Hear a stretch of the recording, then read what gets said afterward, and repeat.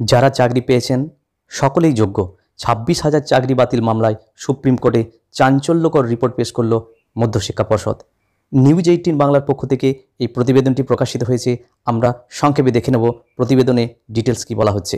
Supreme কোর্টে 26,000 চাকরি মামলায় এসএসসির চাকরিতে কোনো যোগ্য অযোগ্য বলে কিছু নেই, প্রত্যেকেই যোগ্য।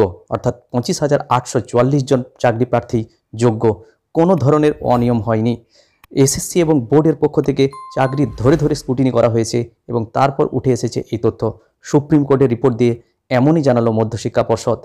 3 আগস্ট যুক্তি দিয়ে অবস্থান স্পষ্ট করে দিল West Bengal board of secondary education.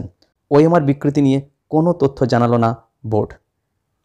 প্রসঙ্গত, এই 26,000 চাকরির মধ্যে সহকারী শিক্ষক 9-10 পদে রয়েছেন 13,056 জন, সহকারী 11-12 পদে রয়েছেন 5,757 জন, ক্লার্ক পদে রয়েছেন 2,484 জন এবং গ্রুপ ডি পদে রয়েছেন 4,547 জন।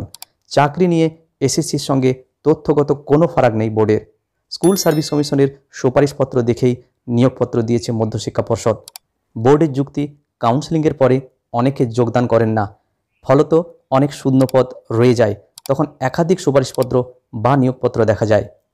ফলস্বরূপ একই প্রার্থীর 2টি সুপারিশপত্র এবং তার নামে 2টি নিয়োগপত্র জারি করা হয়েছে, যদিও একটি কার্যকর এবং পরে অন্যটি বাতিল করা হয়। যদিও বোর্ডের এই যুক্তি মানতে নারাজ মূল মামলাকারী আইনজীবীরা।